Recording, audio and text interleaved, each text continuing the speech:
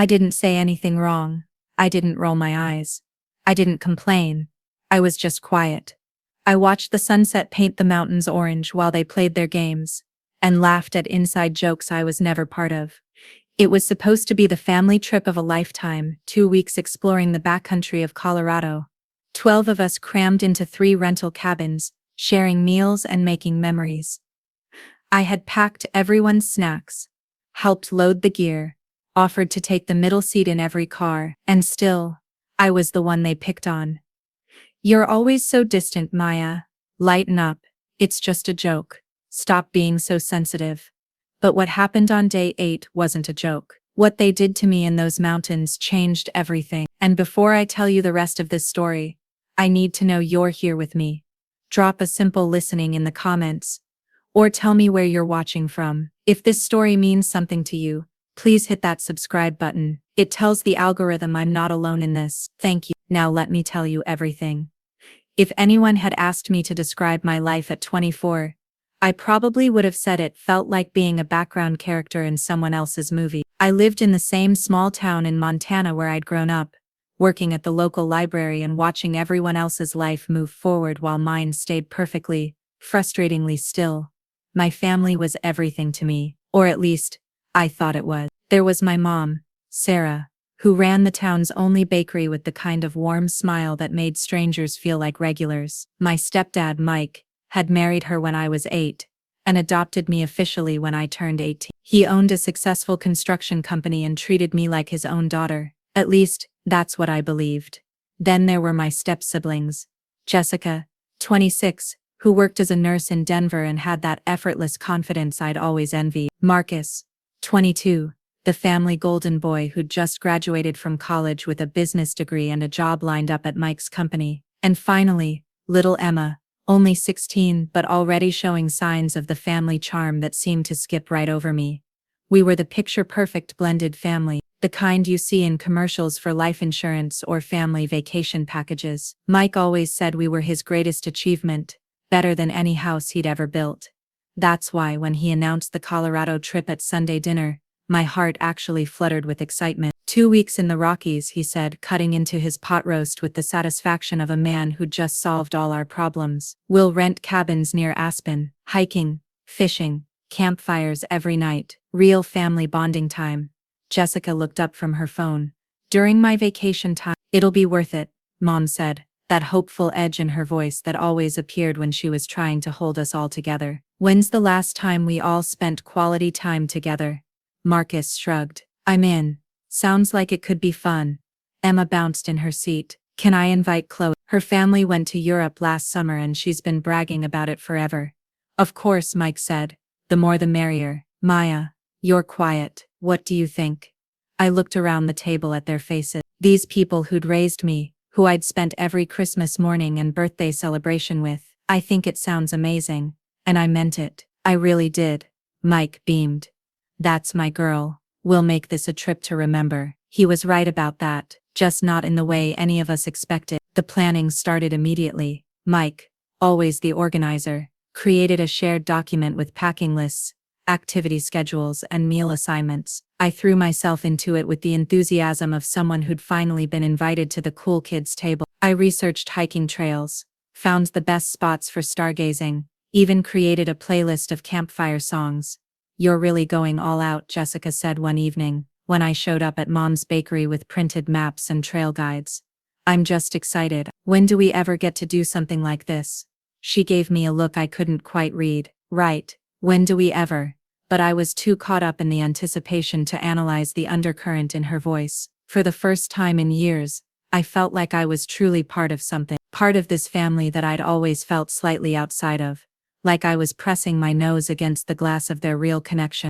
The night before we left, I stayed up until 2 a.m. double-checking that I had everything on Mike's list.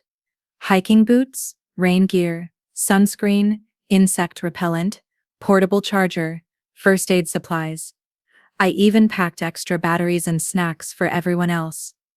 The way I always did. I fell asleep with my duffel bag by the door, and butterflies in my stomach, dreaming of mountain vistas, and the kind of heart-to-heart conversations that happen around campfires. I imagined finally breaking through whatever invisible barrier had always existed between me and the rest of them. I had no idea I was packing for the loneliest 2 weeks of my life. The drive to Colorado was everything I'd hoped for. 8 hours of highway stretching through increasingly dramatic landscapes, the mountains growing larger and more imposing with each mile. We caravanned in 2 vehicles, Mike and Mom in the front SUV with Emma and Chloe, while Jessica, Marcus and I followed behind in Jessica's Honda. For the first few hours, it felt like the beginning of every great family adventure movie. Jessica let me control the music. Marcus actually asked about my job at the library, seeming genuinely interested when I told him about the new digital archive project I was working on. We played stupid road trip games and stopped at every scenic overlook to take photos. "This is going to be epic," Marcus said as we posed in front of a Vista sign, the Rockies stretching endlessly behind us. "Instagram is going to be so jealous." Emma giggled, taking selfies with Chloe. I hung back a little, watching them through the camera lens as Mike directed the group photo. Mom's arm around Mike's waist, Jessica and Marcus flanking them, Emma and Chloe in front, making silly faces. I was there too, on the edge, but I was there. "Maya, get in here," Mike called, waving me closer to the center. "You're part of this family," those words. "You're part of this family." They echoed in my chest like a bell ringing, and I moved closer, letting Mom pull me into the group with her free arm. When we finally reached the cabin rental compound, my breath caught in my throat. 3 rustic but beautiful cabins sat in a clearing, surrounded by towering pines, with a view of snow-capped peaks that looked like something from a postcard. A fire pit sat in the center of the little community, with log benches arranged in a circle. "This is incredible," I breathed. Mike smiled with the pride of someone who'd orchestrated something perfect. "I told you we'd do this right." We spent the first hour just exploring and claiming our spaces. Jessica and I would share one cabin, Marcus got the smallest one to himself, and Mike and Mom took the largest with Emma and Chloe. Each cabin had a rustic kitchen, a stone fireplace, and a deck that looked out onto the wilderness. "This feels like a movie set," I told Jessica as we unpacked in our shared space. "Mm-hmm," she said, focused on organizing her toiletries. "Very picturesque." That first evening, we cooked dinner together, Mike grilling burgers while Mom and I prepared sides. Marcus chopped firewood with the enthusiasm of someone who'd been waiting his whole life to use an axe. Emma and Chloe documented everything, constantly posing and recording videos for their social media. As the sun set, we gathered around the fire pit. Mike had brought his guitar, and Mom surprised us all by remembering the words to songs from our childhood. Even Jessica seemed relaxed, leaning back against the log bench with a beer in her hand. "This is nice," she said, and I could tell she meant it. "We should do this every summer," Emma suggested. "Make it a tradition." "I'd like that," I said, probably too quickly, too eagerly. Mike raised his beer. "To family traditions, and to making memories that'll last a lifetime." We all clinked bottles and cans, and the sound rang out clear in the mountain air. I looked around the circle at their faces, lit by firelight and contentment, and thought, this is it. This is where I belong. The first few days were everything I'd dreamed of. We hiked to waterfalls and alpine lakes. We played cards in the evenings, and told stories about our childhood. Mike taught Marcus and me how to tie fishing flies. Mom and I worked together to plan and prepare meals for the group. Jessica even asked for my advice about a guy she'd been seeing. I felt useful, valued, part of something bigger than myself. But looking back now, I can see the signs I missed. The way conversations would pause when I entered a room, the glances exchanged over my head, the inside jokes that stopped abruptly when I asked what was so funny. "You wouldn't get it," Marcus said more than once. "It's a family thing." But I was family, wasn't I? On the 4th day, we hiked to a place called Mirror Lake. The trail was challenging, 6 miles round trip with significant elevation gain, but the destination was worth it. The lake sat in a cirque of granite peaks, its surface so still it perfectly reflected the sky and mountains. "This is the most beautiful place I've ever seen," I said, sitting on a boulder at the water's edge. It's pretty amazing, Mike agreed, but he was looking at his phone, checking for signal. We spent a couple of hours there, eating lunch and skipping stones. Emma and Chloe took approximately 1,000 photos. Marcus found a perfect spot for fishing, even though we hadn't brought poles. Jessica read a book in the shade. And me? I just sat and absorbed it all. The thin mountain air, the complete silence except for the occasional bird call, the sense of being small in something vast and eternal. For the first time in my adult life, I felt truly peaceful. We should head back, Mike said eventually. It's a long hike down. As we packed up our things, I noticed Jessica and Marcus having a whispered conversation by the trees. When I approached to help gather the trash, they stopped talking. Everything okay? I asked. Fine, Jessica said quickly, just planning dinner. But something felt off. A tension I couldn't name had crept into the group dynamic. Emma and Chloe seemed subdued. Mom kept checking her phone. Mike was unusually quiet on the hike back. That evening, during dinner, the mood felt forced. Everyone was trying too hard to seem normal, like actors who'd forgotten their lines, and were improvising badly. Tomorrow we should try that trail to Devil's Canyon, I suggested, consulting the map I'd marked up with potential hikes. Actually, Mike said, I was thinking we might split up, do some different activities. My stomach dropped a little. Split up? Just for the day, Mom said quickly. You know, pursue different interests. Some of us want to try whitewater rafting. Others might prefer a gentler hike.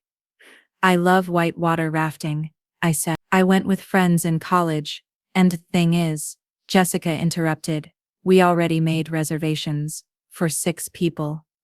I looked around the table, Mike, Mom, Jessica, Marcus, Emma, Chloe, 6 people.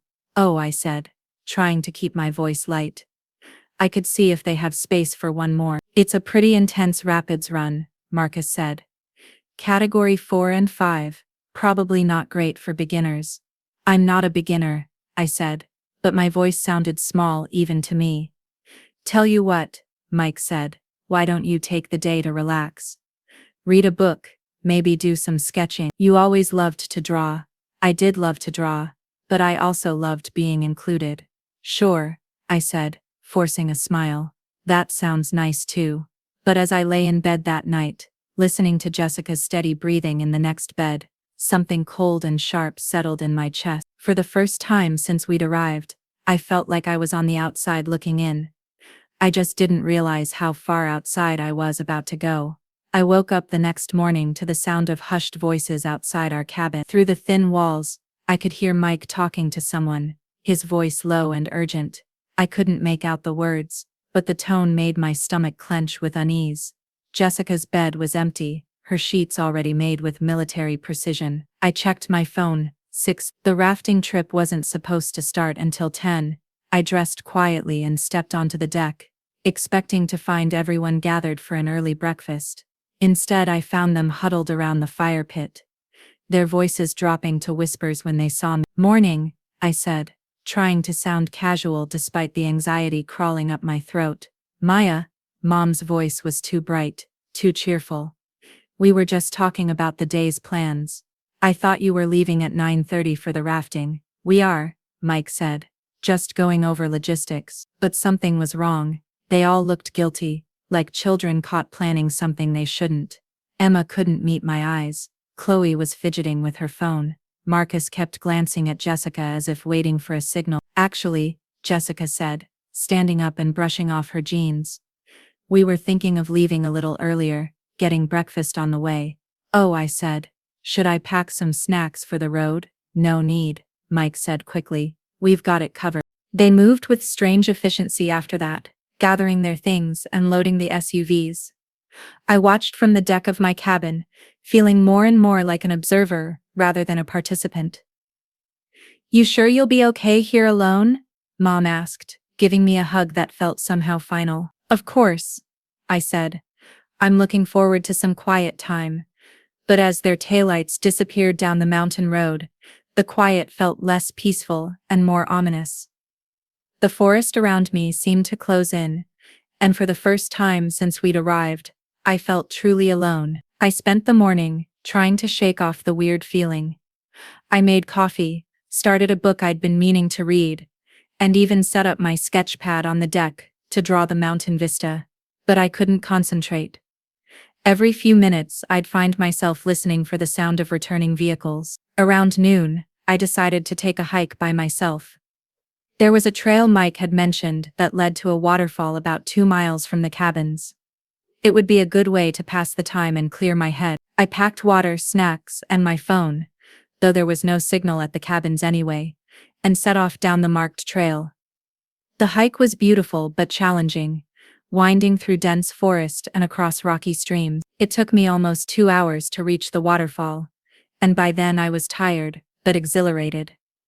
The falls were spectacular, a 200-foot cascade dropping into a crystal-clear pool. I sat on a fallen log and ate my sandwich, feeling some of my earlier unease fade away. Maybe I was overthinking things.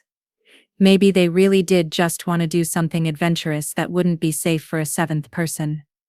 I stayed at the waterfall for almost an hour, sketching and enjoying the solitude. But as I started the hike back, I noticed the sun was getting lower than I'd expected. I checked my watch, 4:30 p.m. They should be back from rafting by now. The hike back took longer than I'd anticipated. The trail seemed more confusing on the return trip, and I took a wrong turn that cost me an extra half hour. By the time I emerged from the trees and saw the cabins, the sun was setting behind the mountains. But the cabins were dark. No lights in the windows, no smoke from the fire pit, no vehicles in the makeshift parking area. I felt the first real stab of worry. I checked my cabin first, thinking maybe they'd left a note. Nothing. Then I went to Mike and Mom's cabin. The door was unlocked, but the space felt empty. Their belongings were still there, clothes in the dresser, toiletries in the bathroom. But something felt wrong. I was standing in their living room, trying to make sense of what I was seeing, when I noticed something on the kitchen counter. A piece of paper, folded in half with my name written on the outside in Mike's handwriting. My hands were shaking as I opened it. Maya, we've gone ahead to Denver for the rest of the trip. Family emergency came up. Take care of yourself, Mike. That was it. 24 words. No explanation of what the emergency was. No instructions about how I was supposed to get home. No indication of when or if they were coming back. I read the note 3 times before the reality started to sink in. They had left me in the mountains, with no transportation, no way to communicate with the outside world. I ran to Jessica's cabin, then to Marcus's, hoping to find some other explanation. But all their personal belongings were gone. Clothes, toiletries, electronics, everything except what they'd need for the cabins themselves. That's when I found the second note, this one taped to the inside of Marcus's cabin door. Let's see if she can figure this one out. The handwriting was Emma's. I sank down onto Marcus's couch, the notes trembling in my hands. This wasn't a family emergency, this was plans. They had discussed it, organized it, executed it, while I was off drawing waterfalls like some naive child. The worst part wasn't even that they'd left me. It was the premeditation, the coordination, the fact that even Mom, my own mother, had gone along with it. As darkness fell around the cabins, I sat in that empty living room and tried to understand how the people who'd raised me could look me in the eye that morning, hug me goodbye, and drive away knowing they were abandoning me in the wilderness. But understanding would come later. Right then, I had bigger problems. I was alone in the Colorado mountains, with no phone signal, no vehicle, and no idea how far I was from the nearest town. The real test was just beginning. The first night was the worst. I sat in Mike and Mom's cabin, the largest one, with the best supply of canned goods, and tried to think rationally about my situation. But rational thought kept getting interrupted by waves of disbelief and hurt, so sharp, it felt physical. How could they do this to me? I must have asked myself that question 100 times as I sat on their couch, wrapped in a blanket, watching the darkness press against the windows. Every few minutes, I'd catch myself listening for the sound of vehicles returning, for their voices calling out that it had all been a terrible misunderstanding, but the only sounds were the wind in the pines and the occasional cry of an owl. I tried to inventory what I had. The cabins were stocked with basic supplies: canned food, water, propane for the stoves, firewood. There were matches, flashlights, basic first aid supplies. I had my hiking gear, some clothes, and about $40 in cash. What I didn't have was any way to communicate with the outside world or reach civilization on my own. The cabin rental paperwork that Mike had so carefully organized was of course gone. I had no idea how far we were from the nearest town, what the address of the cabins was, or even exactly where in Colorado we were located. Mike had done all the navigation, and I'd been content to let him. Another mistake in a lifetime of trusting the wrong people. I didn't sleep much that first night. Every sound made me jump, and my mind kept spinning through worst-case scenarios. What if something happened to me out here? What if I got sick or injured? How long would it take for someone to find me? But as the sun rose on my first morning alone, something shifted inside me. The hurt was still there, sharp and constant, but underneath it, something else was growing. Something that felt like determination. If they wanted to see if I could figure this one out, then that's exactly what I was going to do.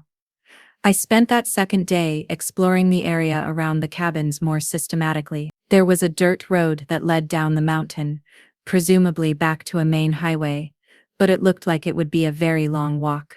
Still, it was my best option for getting back to civilization.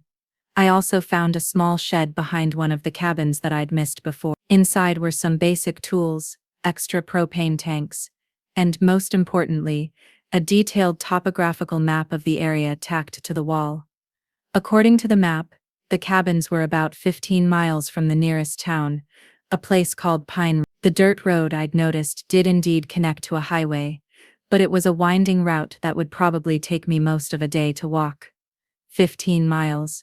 I could do that, but not immediately. I was still hoping stupidly that they might come back, that this was some kind of test that would end with them returning, and everyone laughing about how worried I'd been. I gave them 3 more days. During those days, I settled into a routine that kept me sane. Mornings were for planning and organizing supplies. Afternoons were for exploring the immediate area and marking potential water sources and landmarks on the map. Evenings were for sitting by the fire pit, sketching, and trying not to think about how quiet the mountains were. On the 4th day, I found boot prints near the edge of the property, fresh ones that definitely weren't mine.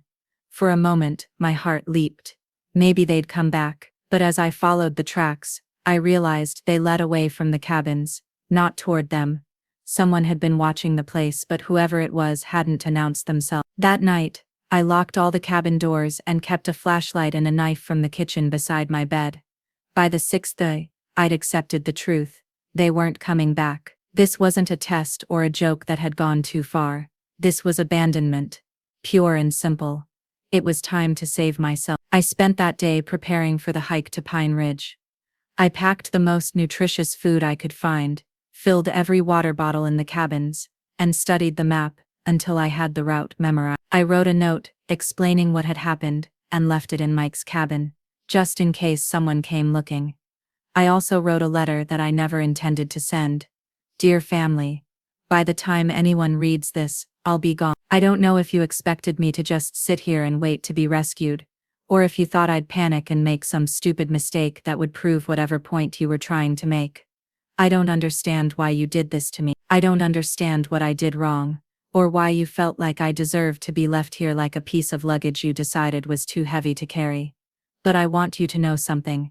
I'm not the helpless person you think I am. I'm not the burden you apparently decided I was. I'm going to walk out of these mountains, and I'm going to build a life that doesn't depend on people who can look me in the eye and lie to me. You wanted to see if I could figure this out. Watch me. I folded the letter and put it in my pocket. Maybe someday I'd send it. Maybe someday I'd burn it. But for now, it felt like drawing a line in the sand. I left the cabins at sunrise on the 7th day, with a backpack full of supplies and a determination that surprised me with its strength. The dirt road stretched down the mountain ahead of me, disappearing around curves and between trees. I'd never been more terrified or more certain of anything in my life. As I walked, I thought about the fairy tale of Hansel and Gretel, how they'd been led into the forest and abandoned, but in my version, there was no trail of breadcrumbs leading home. Home was wherever I decided to make it. And it sure as hell wasn't going to be with the people who'd brought me here just to leave me behind. The first mile down the mountain was the hardest, not because of the terrain, but because with every step I was walking away from the last place I'd felt like I belonged somewhere. Even after everything they'd done, part of me kept looking back, hoping to see familiar vehicles coming up the road, hoping that this was all some massive misunderstanding that would be resolved with hugs and apologies and promises that it would never happen again. But the road stayed empty, and eventually I stopped looking back. The dirt road was rough and winding, carved into the mountainside with steep drops on one side and thick forest on the other. My hiking boots were good, but they weren't designed for this much pavement walking, and I could feel hot spots developing on my heels before I'd gone 3 miles.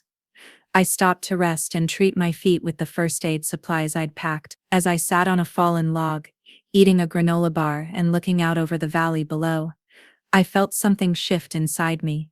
The hurt was still there, constant and sharp, but alongside it was something else, a strange sense of freedom. For the first time in my adult life, I was completely responsible for myself. No one to please, no one to disappoint, no one whose expectations I had to manage. It was terrifying, but it was also exhilarating.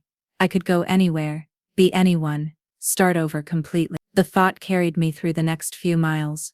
By midday, I reached the junction with the main highway, a 2-lane road that looked like it hadn't seen a lot of traffic, but it was paved and marked with highway signs. According to the map, Pine Ridge was about 8 miles to the east. I turned right and kept walking.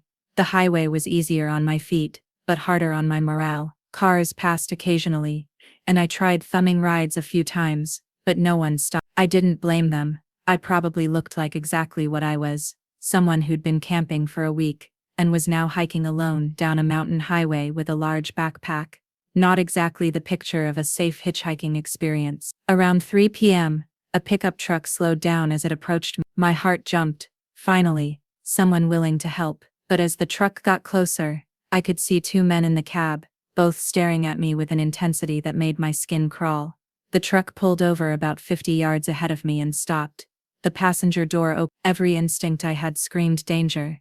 I stepped off the road and into the tree line, trying to look casual while putting distance between myself and the truck. After a few minutes they drove on, but the encounter left me shaken. From then on, when I heard vehicles approaching, I stepped into the forest until they passed.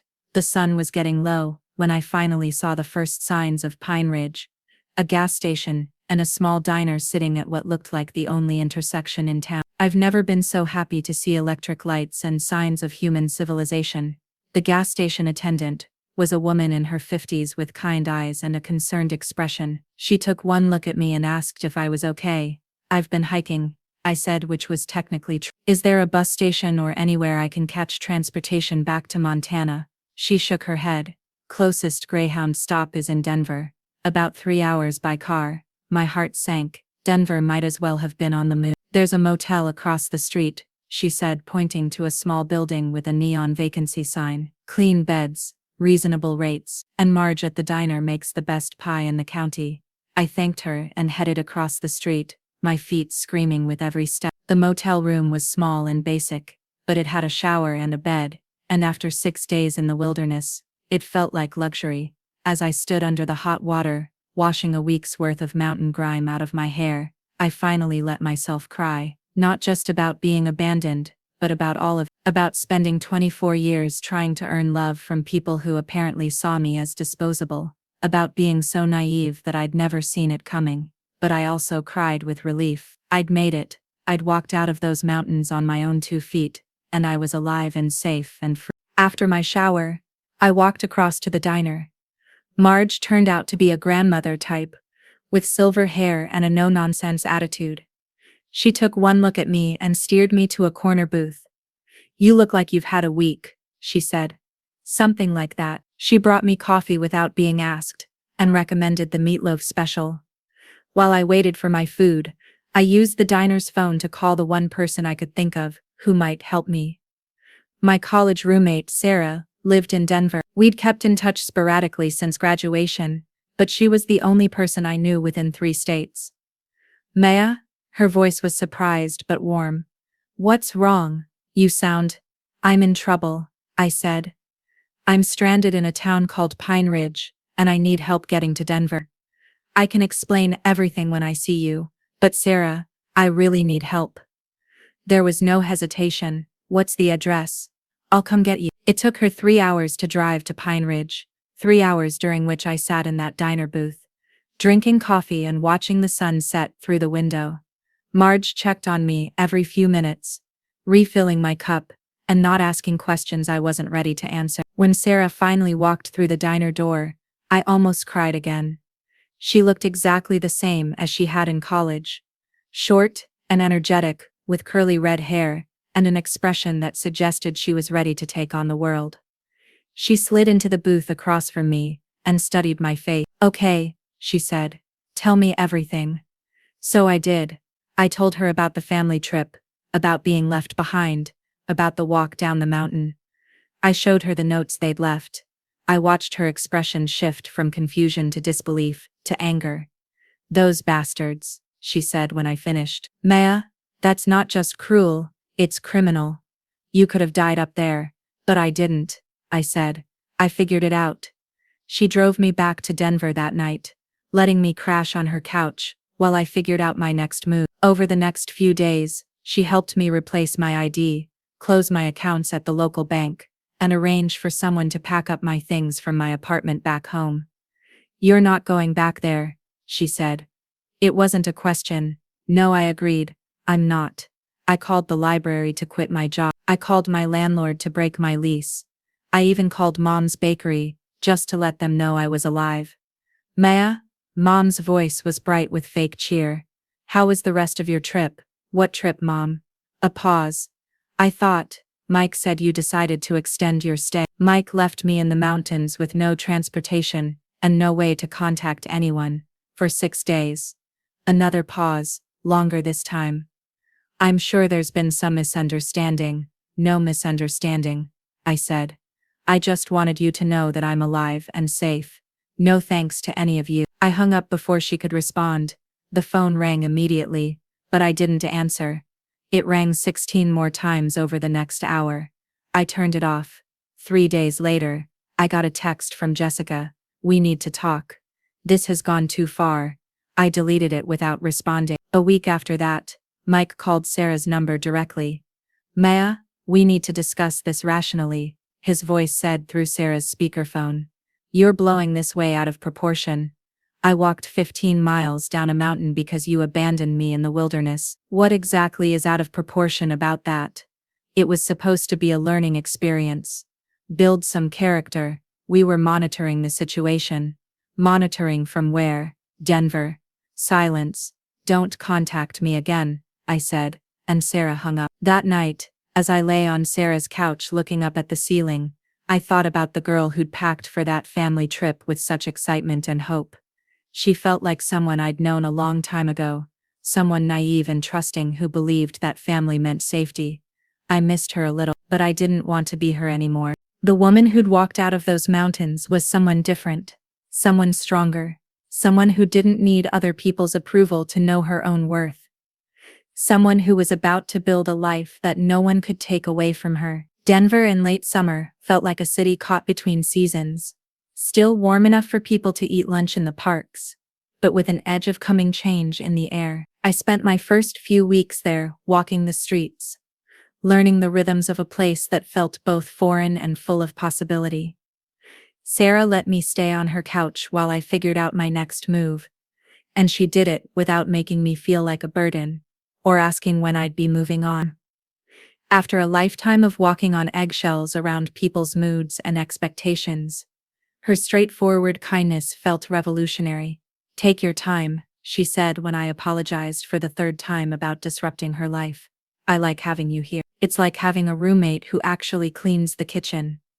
Finding work was harder than I'd expected. My library experience was specific to small-town systems, And most of the positions I was qualified for required references from previous employers. I couldn't exactly ask Mike to write me a recommendation letter. But I'd learned something about myself during those days in the mountains. I was more resourceful than I'd given myself credit for. I started with temporary work through agencies, filing, data entry, basic office tasks that paid by the hour and didn't require extensive background checks. It wasn't glamorous, but it was mine.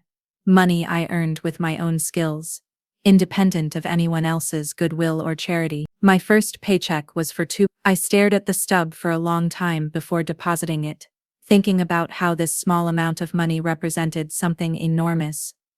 My first step toward complete self-sufficiency. I celebrated by buying Sarah dinner at a tiny Thai restaurant near her apartment. To new beginnings, she said, raising her beer. To figuring it out, I replied. 3 weeks into my new life, I was working a temp assignment at a nonprofit organization when the program director, a woman named Linda, asked if I'd be interested in staying on permanently. "We need someone to manage our volunteer database," she said. "It's part data management, part people coordination. The pay isn't great, but the work matters." The organization helped connect homeless families with temporary housing and support services. It was exactly the kind of work that felt meaningful. And after years of checking out library books for people who barely acknowledged my existence, the idea of doing something that actually helped people was appealing. "I'd love to," I said. "Great. There's just one thing. We'll need to do a background check. Standard procedure for anyone working with vulnerable populations." My stomach dropped. I'd been dreading this moment, knowing it would come eventually.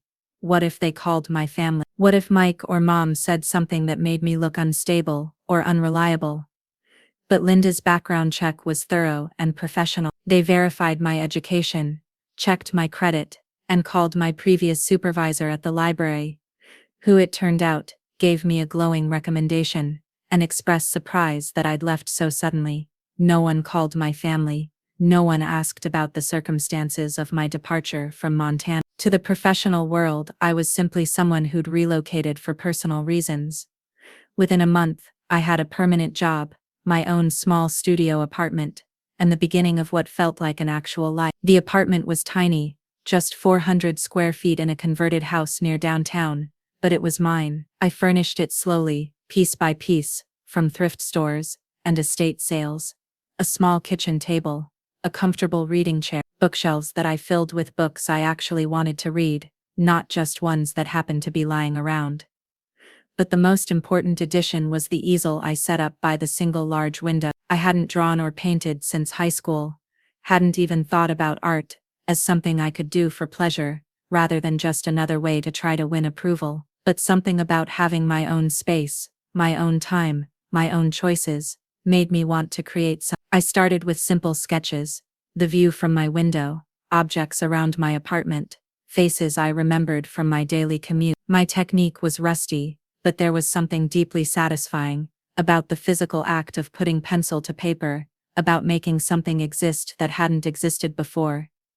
One evening, about 2 months after I'd started my new life, I was working on a sketch when my phone rang. Unknown number, but the area code was familiar. Montana. I let it go to voicemail. But curiosity got the better of me. I played the message an hour later. "Maya, it's Emma." Her voice sounded younger than I remembered, less confident. "I know you probably don't want to hear from us, but I wanted you to know that Mom and Mike are getting divorced.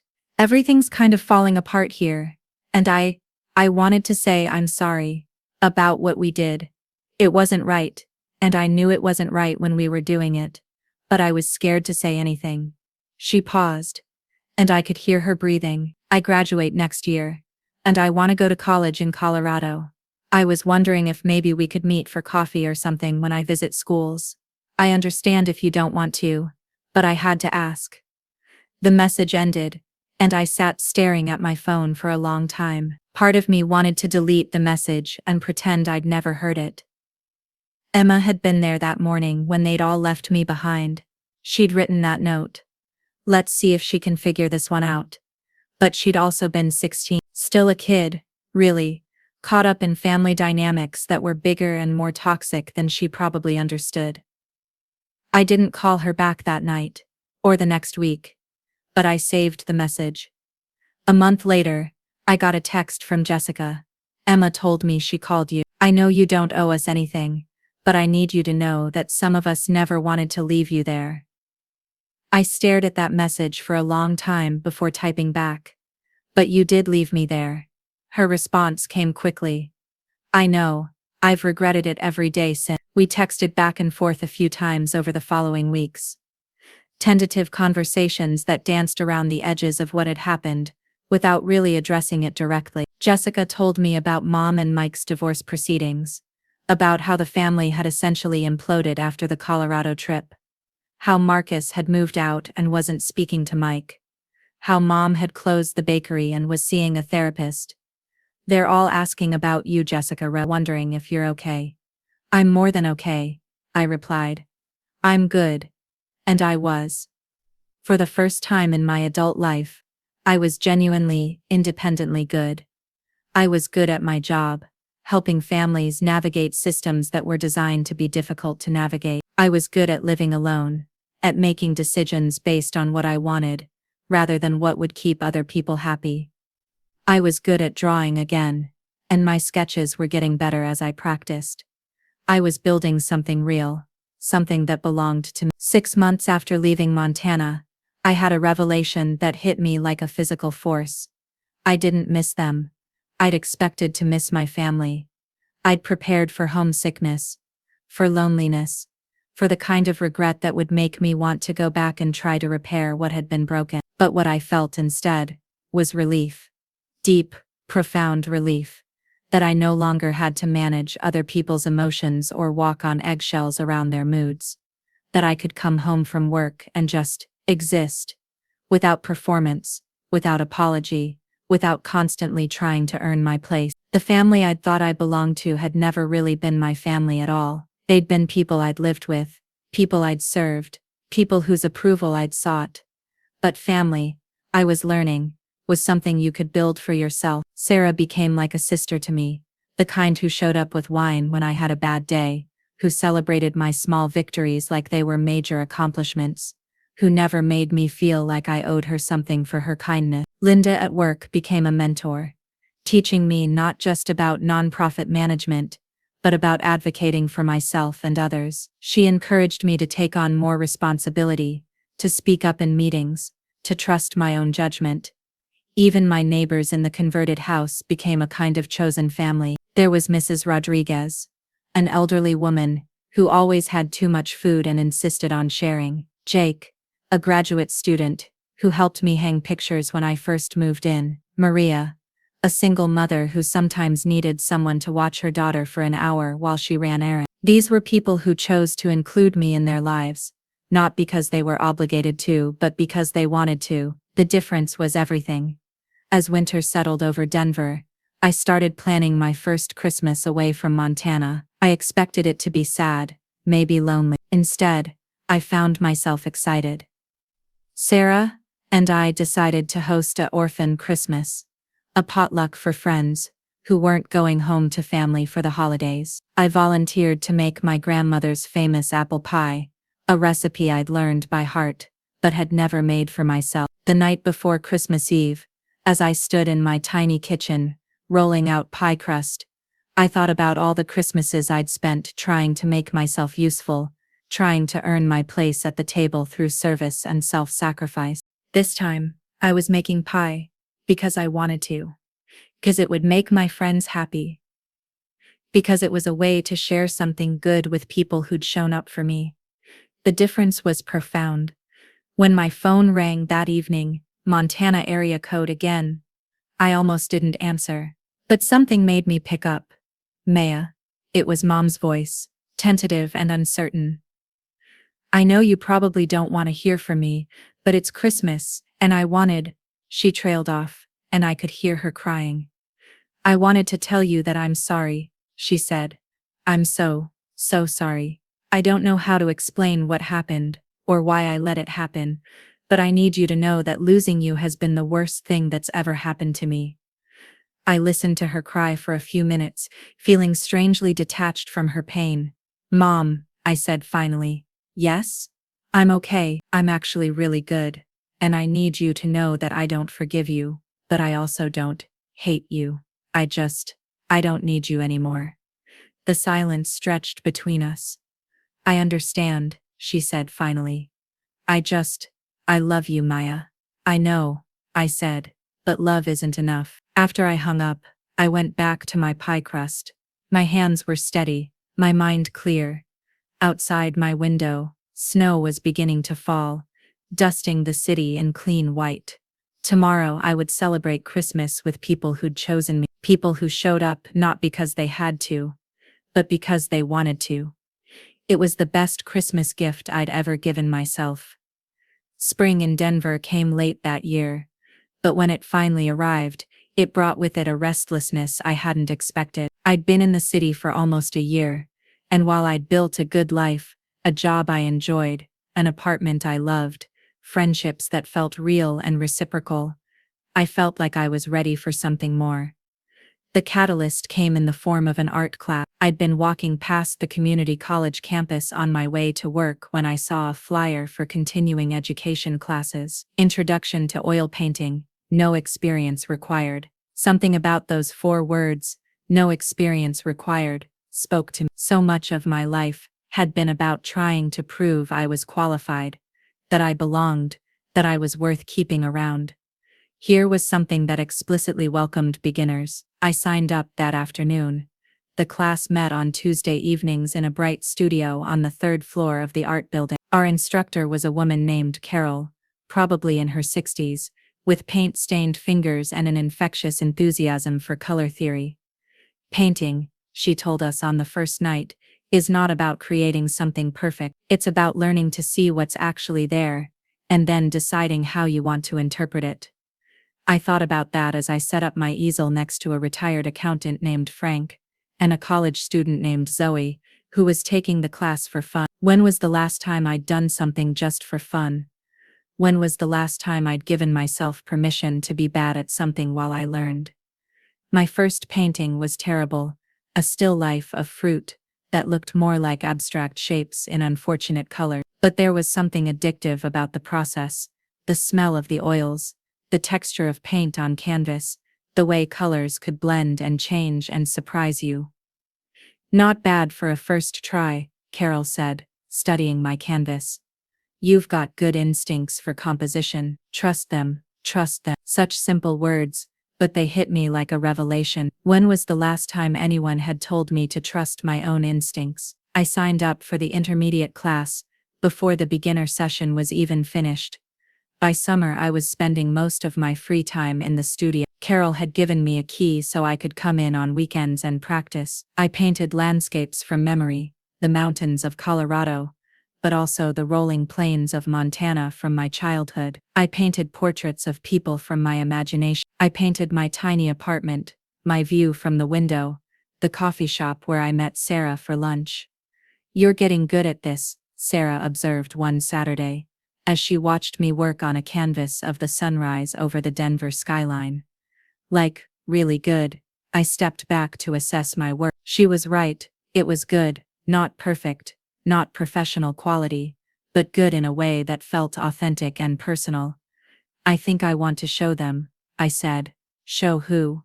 I don't know yet, but I want other people to see the. Carol helped me put together a portfolio, and by fall I had my first piece accepted into a group show at a local gallery. It was just a small community space, nothing prestigious, but seeing my painting hanging on a wall with proper lighting, and a little placard with my name, felt monumentous. Morning light on Colfax, Maya Harper, oil on canvas. Maya Harper, not Maya, Mike's stepdaughter, not Maya, who might not really be family, just Maya Harper, art. The opening reception was small, maybe 30 people, most of them other artists and friends of the gallery. But Linda came from work, and Sarah brought her boyfriend, and Mrs. Rodriguez, from my apartment building, wore her best dress for the occasion. I'm so proud of you, Sarah whispered, as we stood in front of my painting. Look what you built. That night, I sold my first piece. A woman named Patricia, who ran a small interior design business, bought Morning Light on Colfax for it wasn't a life-changing amount of money, but it represented something enormous. Someone had been willing to pay money for something I'd created. Something that came from me, that was uniquely mine.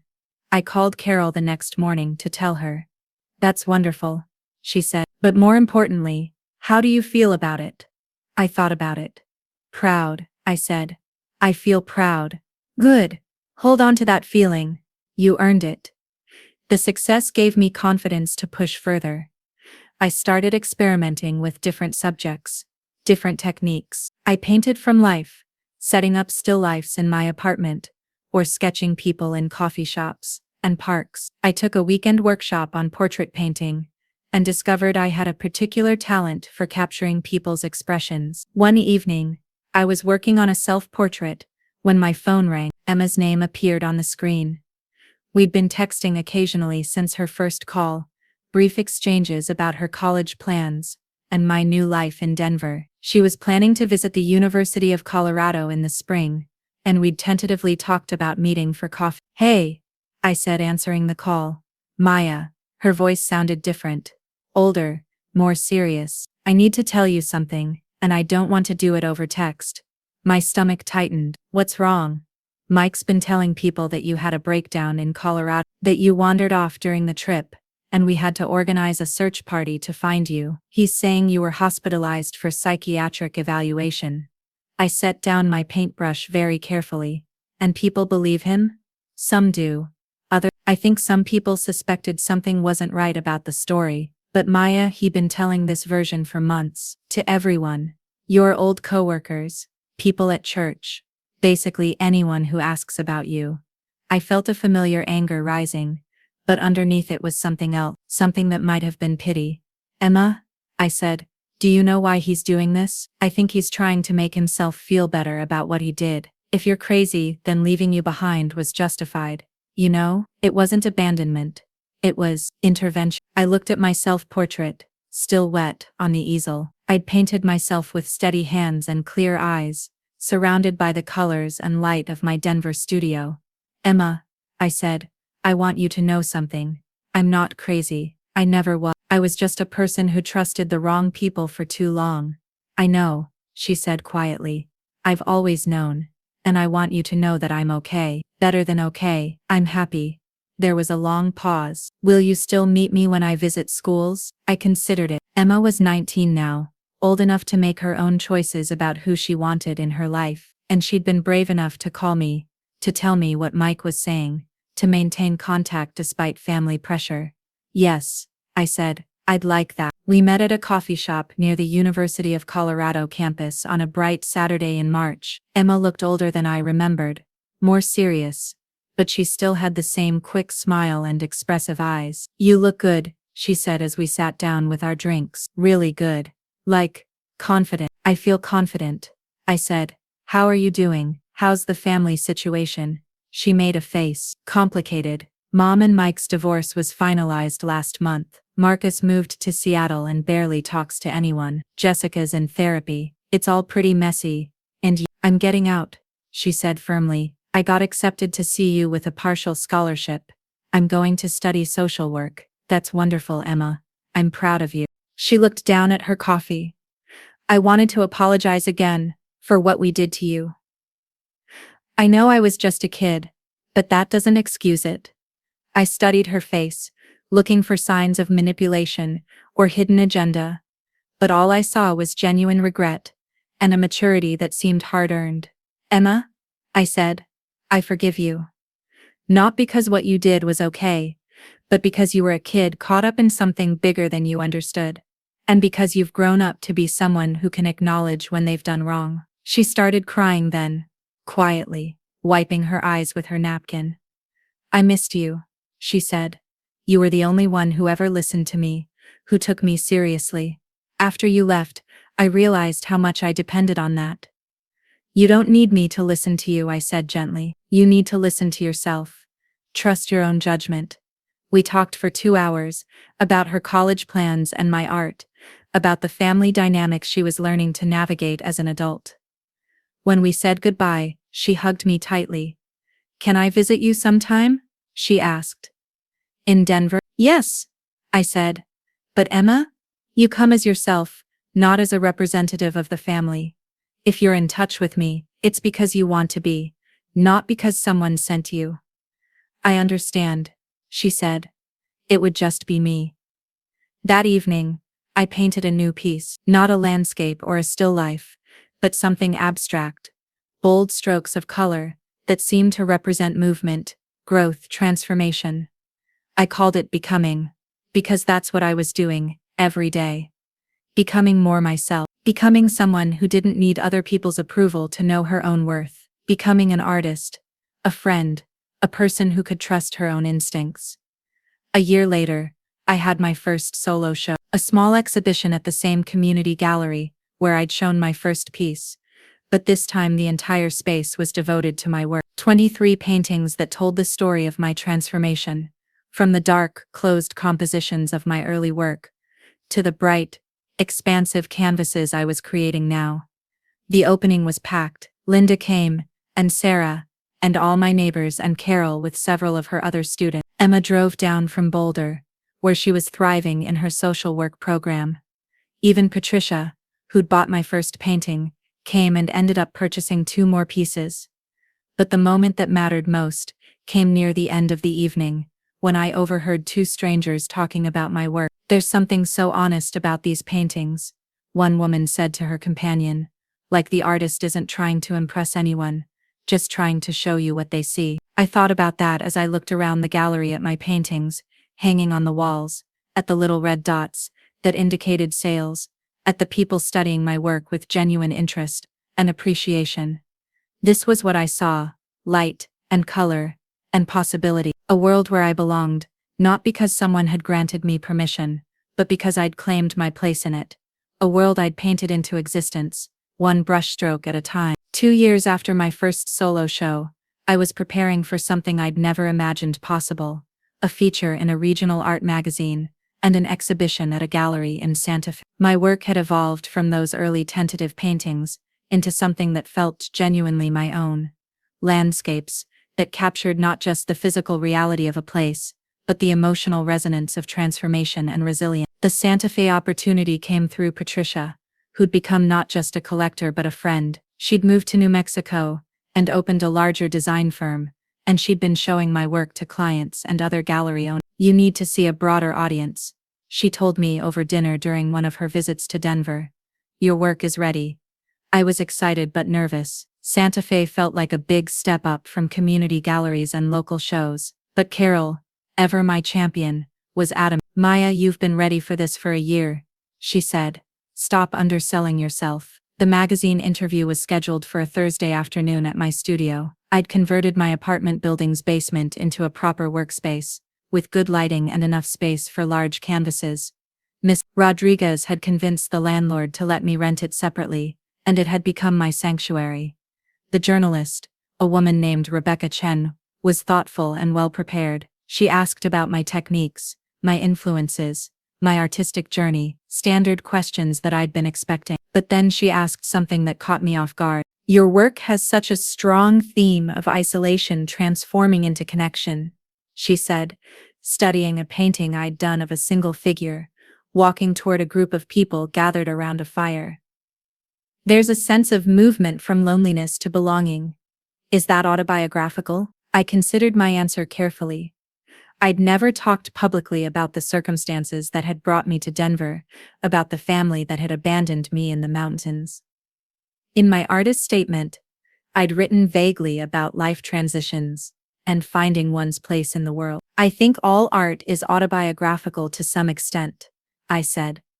"We paint what we know, what we've experienced or imagined. And yes, themes of belonging and connection are important to me. I think they're universal human experiences." She nodded, making notes. "There's something about your work that feels like it comes from someone who's had to rebuild their sense of home. Am I reading too much into that?" I smiled. "You're not reading too much into it. I think the best art comes from real experience, even when it's transformed by imagination. After she left, I stood in my studio, looking at the paintings she'd photographed. She was right. There was a clear progression in the work. From the darker, more isolated pieces I'd painted in my first year in Denver, to the warmer, more connected compositions of my recent work. But there was something else I was noticing for the first time: strength. Even in the paintings that dealt with loneliness or abandonment, there was an underlying sense of resilience, of a person who was not broken by difficult circumstances but transformed by them. The magazine came out 6 weeks later. Rebecca had written a beautiful piece that focused on the technical aspects of my work, while touching on the emotional themes, without being overly personal. The headline read, "Maya Harper, Painting the Journey from Solitude to Belonging." I bought 10 copies and sent one to Emma, who was now in her junior year at CU and doing well. Her response came quickly. "Mom saw the article. She cried for an hour. She wants to know if she can buy one of your paintings." I stared at that text for a long time before responding. "She can commission one through the gallery like anyone else. But tell her I'm not painting our family history. I'm painting my future." The Santa Fe show opened on a warm evening in October. I drove down for the opening, nervous but excited. The gallery was beautiful: white walls, polished concrete floors, dramatic lighting that made my paintings look more sophisticated than I'd ever seen them. The crowd was different from my Denver opening: more collectors, more serious art enthusiasts, people who spoke knowledgeably about technique and composition. But what struck me most was how confidently I moved through the space, talking about my work with people who were genuinely interested. I sold 6 paintings that night, including one to a collector who said he'd been following my work since the magazine article. "There's something authentic about your voice," he told me. "It's not trying to be anything other than what it is." Driving back to Denver the next morning, I thought about that comment, authentic voice. For so many years, I'd been trying to find the right voice to make people love me, keep me, include me. I'd never considered that my authentic voice might be enough on its own. The success of the Santa Fe show led to other opportunities. A gallery in Portland wanted to represent my work. I was invited to participate in a group show in Los Angeles. Colorado's tourism board commissioned a series of landscape paintings for a new visitor center. But the opportunity that surprised me most came in the form of a phone call from an unexpected source. "Maya, this is Dr. Jennifer Walsh from the University of Colorado's art department." "Hello," I said, confused about why a university professor would be calling me. "I've been following your work, and I wanted to talk to you about a possibility. We're launching a new program for adult learners who want to complete their bachelor's degrees in studio art. It's designed for working artists who want to formalize their education while continuing to develop their practice." I sat down heavily. "You want me to go back to school? I want you to consider it. Your portfolio is strong enough that you'd be able to enter as a junior, and we have a scholarship program for students with demonstrated artistic achievement. You could finish your degree in 2 years while continuing to exhibit and sell your work." The idea was intriguing, but terrifying. I'd been out of college for years, and the thought of being back in a classroom surrounded by people 10 years younger than me was intimidating. "Can I think about it?" I asked. "Of course. But Maya, I think you have the potential to be not just a successful working artist, but someone who could teach, who could help other people find their artistic voices. The program would prepare you for that." Teaching. I'd never considered it. But something about the idea appealed to me. Helping other people discover what I'd discovered. That you could create something meaningful, something that was entirely your own. I talked it over with Sarah, with Carol, with Linda. Everyone was enthusiastic and supportive. But it was Emma who gave me the perspective I needed. "You know what I love about this?" she said during one of our regular coffee meetings. "It's not about proving anything to anyone. It's about you wanting to grow, to learn more, to become even better at something you're already good at." She was right. This wasn't about seeking approval or trying to earn my place somewhere. This was about choosing to expand my skills and knowledge, because I wanted to. I started the program the following fall. Going back to school in my late 20s was challenging but exhilarating. My classmates were a mix of ages and backgrounds. Some were recent high school graduates, Others were career changers like me. What we all had in common was a serious commitment to our art and a willingness to be vulnerable in the learning process. My professors pushed me in ways I hadn't expected. They challenged my color choices, my composition decisions, my tendency to play it safe in certain areas, but they also celebrated my strengths and helped me understand the art historical context for what I was creating. Your work fits into a long tradition of American landscape painting, Professor Martinez told me after reviewing my portfolio. But you're bringing something new to it, a perspective shaped by personal transformation that gives the landscapes emotional weight. I was learning the vocabulary to talk about what I'd been doing intuitively. I was developing a more sophisticated understanding of technique and theory. But most importantly, I was connecting with other serious artists who were as committed to their practice as I was to mine. During my second year in the program, I had an opportunity I'd never imagined. I was asked to teach an introductory painting class for continuing education students. You have a gift for explaining complex concepts in accessible ways, Dr. Walsh told me when she offered the position, and your students would benefit from learning from someone who's built a successful practice outside of academic settings. My first class was terrifying and wonderful. 12 adult students, ranging in age from 30 to 70, all looking to me for guidance about something I'd only been seriously studying for a few years myself. But as I watched them struggle with their first attempts at color mixing, as I helped them understand the basics of composition and light, I realized that teaching wasn't about being perfect. It was about sharing what you'd learned and helping others find their own painting. I told them on the first night, borrowing from Carol's wisdom, is not about creating something perfect. It's about learning to see what's actually there, and then deciding how you want to interpret it. One of my students, a retired engineer named Robert, raised his hand. But what if we don't know how we want to interpret it? I smiled. Then you start painting and see what happens. Sometimes you don't know what you want to say until you start saying it. At the end of the semester, Robert approached me with a small canvas he'd been working on outside of class. It was a simple landscape, a view of the mountains from his backyard, but there was something honest and heartfelt about it.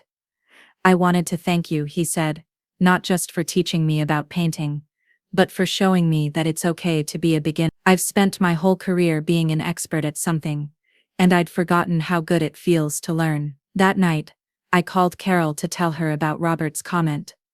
That's the gift you're giving them, she said, permission to be imperfect while they learn. It's the same gift I tried to give you. As I approached graduation, I realized that my journey had come full circle in a way I'd never expected. I'd started as someone seeking belonging, seeking approval, seeking a place in someone else's story. I was finishing as someone who'd learned to create her own story, to find meaning in the act of creation itself, and to help others do the same. The portfolio I submitted for my senior exhibition included 25 paintings that told the story of my artistic development. But more than that, they told the story of my personal transformation, from the tentative, careful work of my early pieces to the bold, confident statements of my recent paintings. The title of the exhibition was Becoming, A Journey in Paint and Light. On opening night, the gallery was packed with friends, classmates, professors, and collectors. Sarah was there, and Linda, and Mrs. Rodriguez in another of her best dresses. Emma came down from Boulder with her boyfriend, beaming with pride. Even Carol made the drive from Denver, walking slowly through the gallery and nodding approvingly at what she saw. But the moment that meant the most came when a young woman approached me near the end of the evening. "Excuse me," she said. "Are you Maya Harper?" "Yes, I'm starting art classes next semester, and I'm really nervous about it. I've never been good at creative things, and I'm worried I'll be the worst student in the class." I smiled, remembering my own first night in Carol's painting class. How terrified I'd been of being bad at something new. "Can I tell you a secret?" I said. "The best thing about art class is that everyone's bad at first. That's the whole point. You get to be bad while you learn to be good." "Really? Really? And can I tell you something else? Some of the most amazing art comes from people who didn't think they were artistic.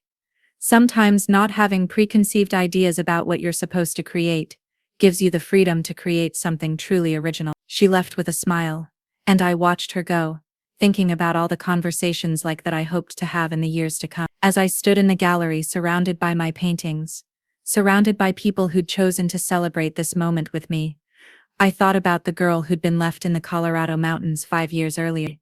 She'd been looking for belonging in all the wrong places, seeking validation from people who saw her as disposable. This woman, the one I'd become, had learned to create her own sense of belonging through art, through teaching, through building relationships based on mutual respect and genuine connection rather than obligation or need.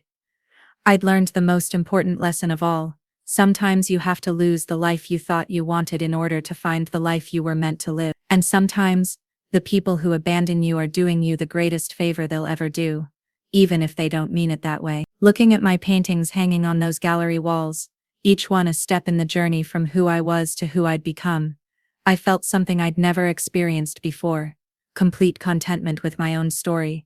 It was a story I'd written myself, one brushstroke at a time. The letter arrived on a Tuesday morning in March, forwarded from the gallery in Santa Fe. The return address was unfamiliar, but the handwriting on the envelope was not. Maya Harper, you don't know me, but my name is David Chen, and I'm a journalist working on a story about family estrangement and reconciliation. I received your contact information from someone who thought you might be willing to share your experience. I'm writing to you because I recently interviewed Mike Patterson in connection with a story about missing persons cases in Colorado. During our conversation, he told me about a family camping trip where his stepdaughter had what he described as a mental health crisis, and went missing for several days before being found by search and rescue. However, in the course of my research, I discovered some inconsistencies in his account. There's no record of a search and rescue operation during the timeframe he mentioned, and when I contacted the local sheriff's department, they had no record of a missing person report filed for anyone matching your description. I'm reaching out because I believe there may be more to this story than what I was told. If you're willing to share your perspective, I'd be grateful for the opportunity to speak with you. Respectfully, David Chen, investigative reporter, Denver Post. I read the letter twice before setting it down on my kitchen table. Outside my window, early spring snow was dusting the mountains, and I could hear the sounds of my neighbor starting his car for the morning commute. 5 years. It had been 5 years since that camping trip, and Mike was still telling his version of the story, but now apparently, someone was asking questions. I made coffee and thought about whether I wanted to respond. My life was good. Better than good. I had a thriving art practice, a teaching position at the university that I loved, and a small house in the foothills that I'd bought with the proceeds from my painting. I was in a relationship with David, a fellow artist I'd met through the gallery circuit, who understood both my work and my need for independence. Emma and I had maintained our friendship, and she'd graduated the previous spring with her social work degree. She was working with at-risk youth in Denver, and had never again mentioned the rest of the family to me. As far as I knew, Mike and my mother had moved to Arizona after their divorce. Jessica had married and moved to Seattle. Marcus had disappeared entirely from social media.